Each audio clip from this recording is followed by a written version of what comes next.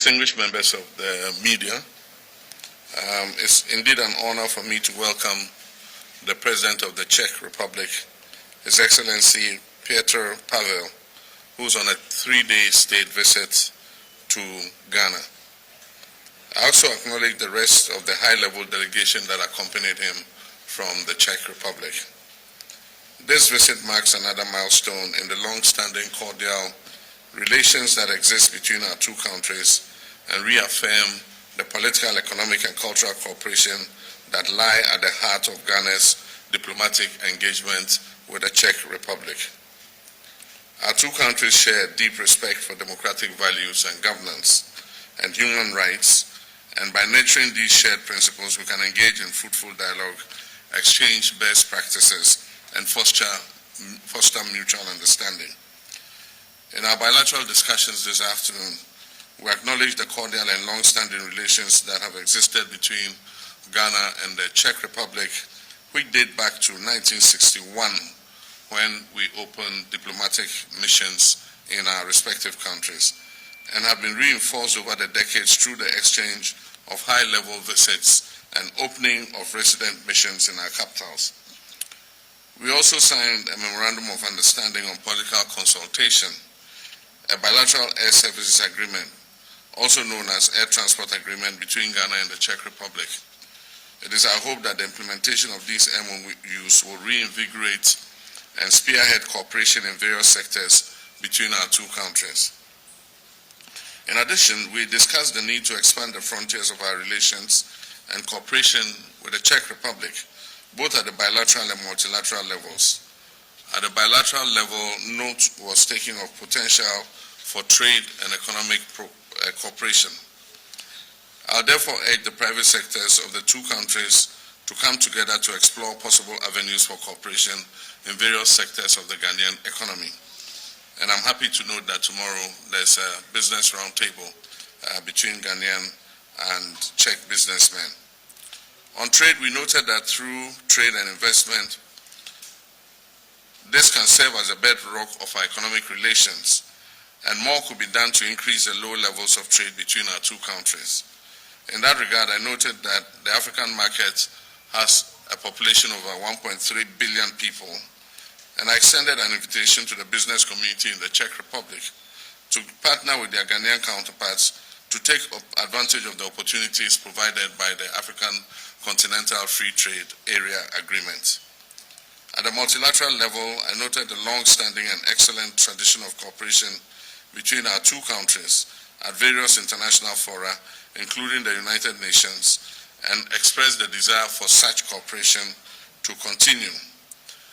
This includes voting on issues that are of concern to both of us, but also to support each other's candidates that are vying for international positions. In that regard, I called on Czech to support our candidature of Ambassador Mohamed Adam to the position of Secretary General of the United Nations Tourism Organization, and reciprocally for us to support Czech Republic for membership of the Security Council. I assured President Petr Pavel of my confidence in Ambassador Adam's ability to lead and cooperate with his colleagues to bring on board a strategic vision for the UN Tourism Organization.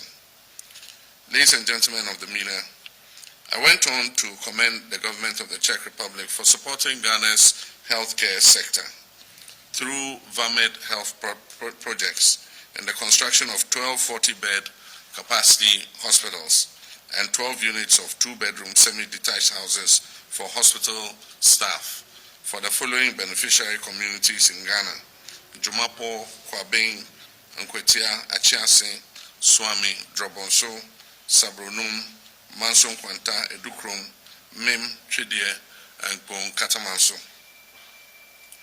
I raised the issue of the 50 Bridges project, which has been stalled by the debt exchange program. I urged our two countries to explore ways of re-engineering the project to complete the 50 Bridges program and also implement the second phase of 100 bridges. Furthermore, I acknowledge the continued support of the Czech government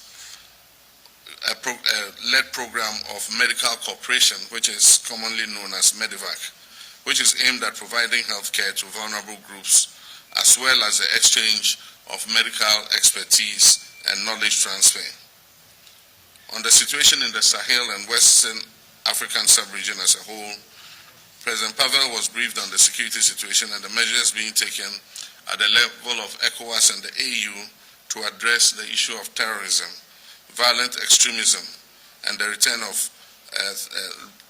military rule in the sub-region, and to restore normalcy to the affected countries. I added that Ghana is resolute in the fight against transnational threats and the promotion of regional peace and security, and welcome the support of the Czech Republic in that regard. On the issue of climate change, Ghana and Czech Republic acknowledge that climate change stands as one of the most formidable challenges of our time that require collective action. We share a deep concern for the environment and recognize the urgency to combat climate change and mitigate its adverse effects. We agree that our institutions of state, academia, and business community must collaborate closely, leveraging our collective expertise and resources to adopt innovative solutions, promote renewable energy, and implement climate-friendly policies. We also discussed cooperation by the Czech Republic and Ghana in responsible mining, land reclamation, and cleaning of polluted waters, and introducing new sustainable mining practices to Ghana's small-scale sector. On the issue of vocational and technical training, I introduced the Ghana Labor Export Program to train youth in international proficiency to be able to work on fixed terms abroad, and sought cooperation with Czech Republic for vocational training. I also noted that it was cooperation between the Czech Republic and the Defense Industries Holding Company, DEHOC, that led to the revamping of the Kumasi shoe factory. We therefore discussed the possibility of further cooperation between DEHOC and the Czech private sector to go into more industries for mutual benefit. Following our meeting this afternoon, I am hopeful that the outcomes of our fruitful discussions and the business forum tomorrow will contribute to deepening the relations that exist between Ghana and the Czech Republic in all areas of endeavor for the mutual benefit of our two peoples. I wish Your Excellency Petr Pavel and your delegation a very fruitful stay in Accra, and I thank you for your kind attention. Thank you very much. Gentlemen, dear President Mahama, it is my great pleasure and honor to be in your beautiful country as the first head of state after your re-election, but also as the second president in our history of diplomatic relations. The previous visit of the time Czechoslovak president happened more than 60 years ago, so it's really a long tradition which we can build on. Mr. President was so kind to make it easier for me because he went through all the issues that we discussed, so I don't have to repeat it again. I would like to thank you for really very generous hospitality that we were offered, and we cherish it. We see Ghana as a traditional partner in this region. Actually, it is our key partner in terms of economic exchange. Our exchange reached more than $33 million US, and it was the second largest exchange within a decade. Despite some financial difficulties that your country is temporarily going through. And we believe that there is a great potential for extending our cooperation into the areas mentioned already by Mr. President. We are committed to extend that cooperation in areas that will bring benefit to both our countries. We believe in cooperation that creates and maintains added value in the countries where it is produced. That means we want to cooperate at a level of sharing, building common capabilities, and leaving the value here in Ghana to support your industry, your agriculture, support your society. I brought with me a delegation of part of our business, especially with regard to food processing, healthcare, mining, agriculture, and water purification. But there are many more to take part in cooperation in your country.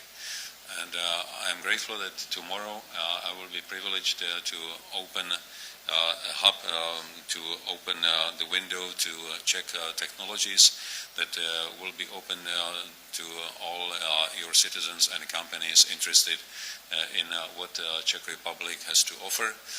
And vice versa, it will be a gateway for our companies coming to Ghana to look for new opportunities.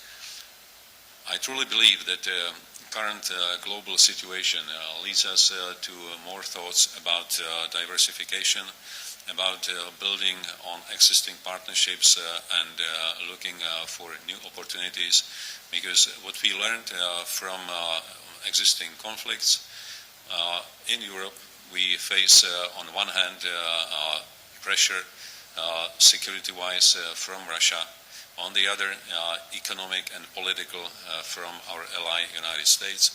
And in that environment, I think we all have to learn new ways of cooperating with each other.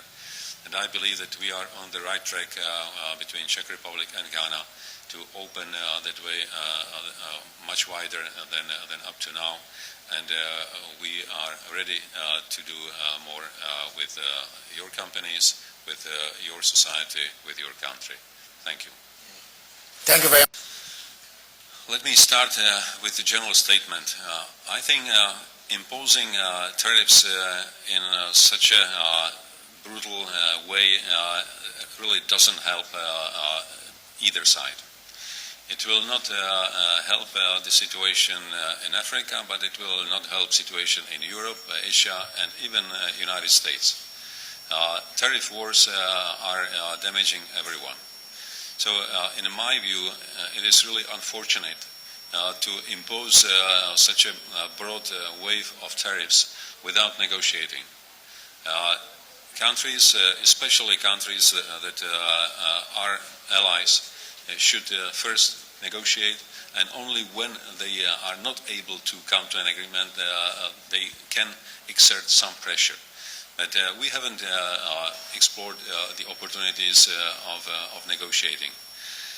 With regard to a number of African and Asian countries, especially those that belong amongst the poorest globally, like Lesotho or Cambodia and Laos, they are charged by the biggest tariffs in history. It could be easily destroying their economies. So I really think that we have to collectively address the United States to rethink this approach and to negotiate, because I believe only by negotiating we can achieve a result that will be both beneficial for the United States, balancing more their trade with the world, but also not destroying countries, because by damaging their economies so much, it would create a number of problems that will have to be dealt with later on. It may prove much more costly than reducing the pressure on tariffs. I also wish to add that our Minister of Foreign Affairs and the Ministry of Trade held a session with the U.S. ambassador to clarify what the implications of the tariff are for Ghana particularly. And I think in the next few days the Minister of Foreign Affairs will release a paper, a statement on what the implications of those tariffs are. But I just join His Excellency to say that we all accepted a rule-based trading system, and it has served the world well because it has led to quite significant growth in GDP across the world. It is unfortunate that without resorting to the rules-based system, one country unilaterally decides to increase tariffs across board on all countries. Ghana got slapped with 10%, which is the lowest in the tariffs that were rolled out. But a country like Lesotho got slapped with 46%. And if you understand that one of the largest contributors to Lesotho's economy is the trade and garments industry, export under AGOA to United States, then you can be sure that it's going to affect a small country like Lesotho. Many of the factories that are set up there might look for areas where they can receive cheaper tariffs, to be able to continue to export into the American market. So it has very severe implications for everybody. And I believe that a multilateral world serves us all better than unilateral world, where people just take decisions based on only their country's interests. We must look at the broader global partnerships and the global interests rather than just our parochial national interests. Thank you very much. Yes, this actually came up in our discussion, and it was a key issue that we talked about. There were ongoing projects that were part of our bilateral cooperation, which were affected by the debt exchange because of Ghana's debt default. Ghana, in record time, was able to renegotiate our debts, and so we have completed the discussions with our bilateral creditors and with the Paris Club. And so what is left for us to do now is for the Ministry of Finance to open bilateral discussions on how those particular projects continue after the discussion of the debt. But bearing in mind also that Ghana is under an IMF program, and there's a cap of $250 million that we have to fit all those projects in. And if you look at all those projects, they far exceed 250 million. If we are taking them 250 million at a time, according to the finance minister, it will take us the next 50 years to finish all those projects. So we must also look at alternative means of financing.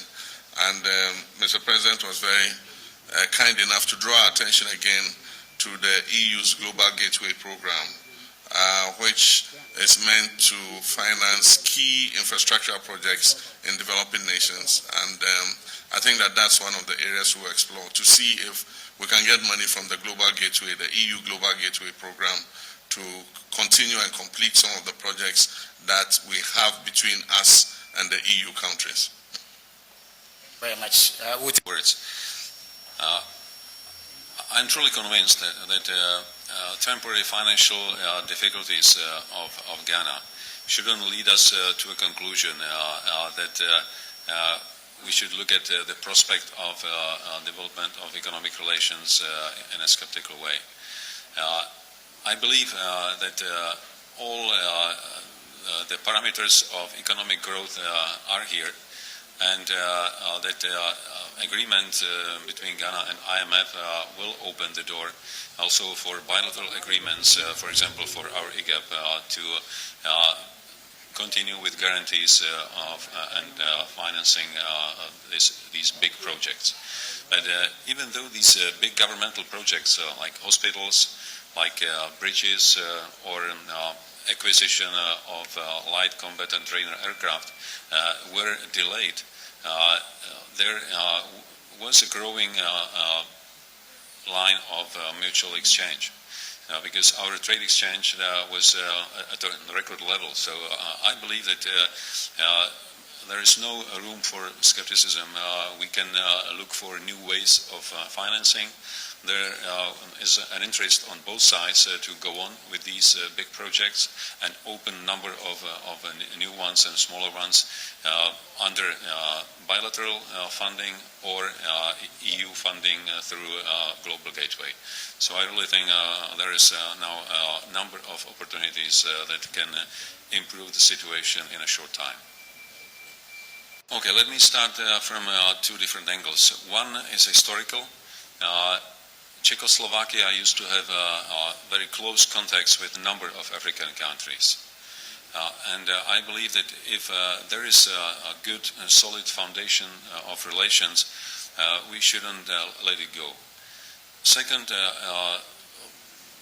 angle of view is a new reality. After Russian aggression against Ukraine, we realized that we cannot afford being dependent on any single country. Being it a country like Russia, we were dependent on Russia with gas and oil, or being dependent in terms of defense, like United States. That's why the decision was to diversify all kinds of our relations, and building on historical ties here in Africa, we believe that we can do much more in bilateral relations with countries with whom we share the values and long-term interests. And Ghana is definitely one of them, because of a long tradition dating back to late 50s of last century, but also given opportunities present in both countries. So I think we have to build on existing foundations and adding opportunities that are here. All right. Thank you very much.